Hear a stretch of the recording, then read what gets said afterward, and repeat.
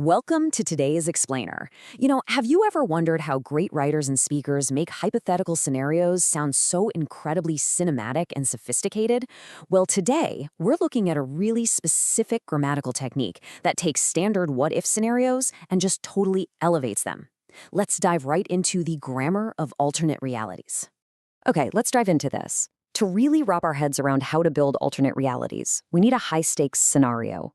Picture this. Millions of years ago, a massive asteroid is hurtling directly toward Earth. The source material paints a pretty devastating picture of the reality. We're talking massive tsunamis, incredibly high winds, and this thick blanket of dust that completely blocked out the sun. It was basically an apocalyptic environment where dinosaurs could simply no longer survive. But this brings us to a massive, literally earth-shattering hypothetical question. What if that asteroid missed? What if it just sailed right past our planet, leaving the atmosphere perfectly intact? As humans, our brains are naturally wired to ponder these kinds of alternate timelines. But from a purely structural standpoint, how do we effectively talk about a past that never actually happened? To talk about an alternate timeline like this, we naturally reach for our standard past conditional structure, using that tiny, familiar two-letter word, if. You'd probably say something like, if the asteroid had not collided with the Earth, dinosaurs might still exist. This is completely correct. It establishes the cause and the hypothetical effect perfectly.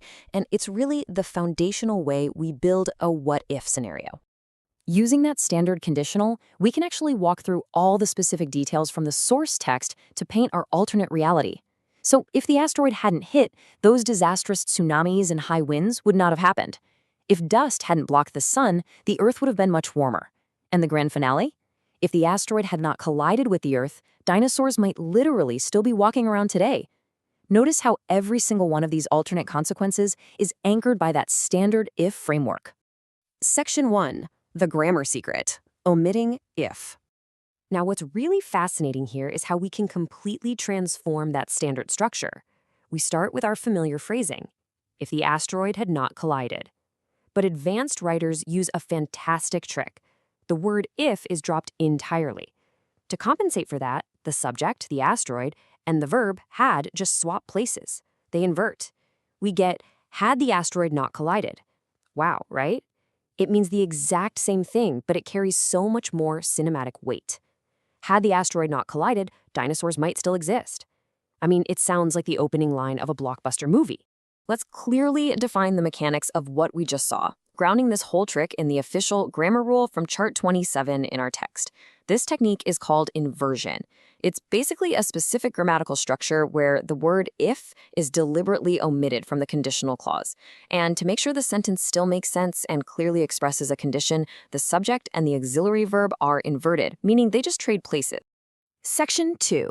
The big three. Were, had, and should.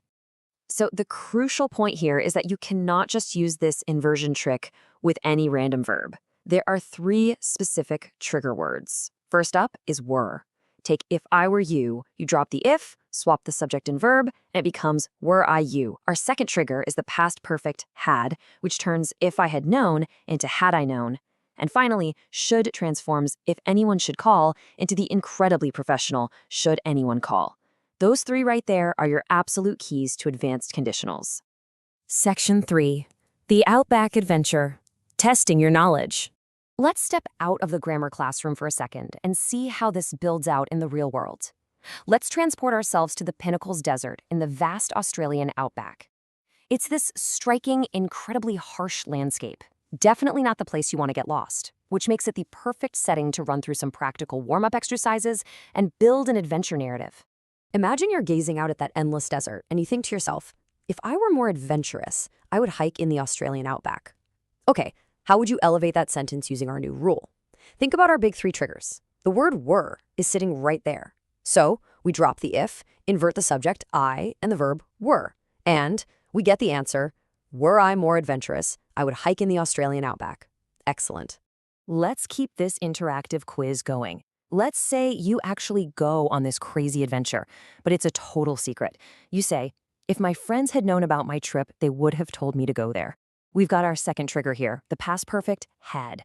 We apply the exact same logic. Lose the if, swap the subject my friends with the verb had. And the result? Had my friends known about my trip, they would have told me to go there. Notice how it instantly sounds just a bit more dramatic. Finally, let's wrap up our Outback exercises with the third trigger, should. You're about to head deep into the Pinnacles Desert, totally off the grid. You tell your guide, if anyone should ask, I'll be gone for another month. You spot the trigger word should. You execute the inversion. The if disappears, and we get this highly polished phrase, should anyone ask, I'll be gone for another month. And just like that, you've successfully navigated all three advanced conditional triggers. Let's do a quick wrap-up of what we've discovered through our dinosaur and Outback scenarios. First, and this is absolutely crucial to remember, both structures are completely grammatically correct.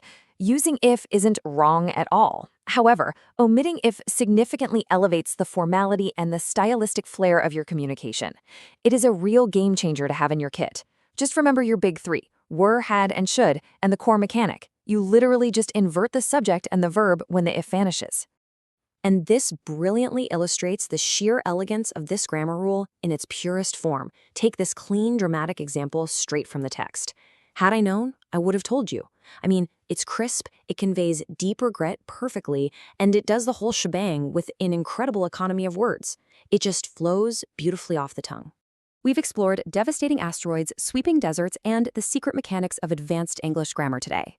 By mastering inversion with were, had, and should, you literally hold the keys to crafting sophisticated, cinematic sentences. So I'm going to leave you with this provocative thought.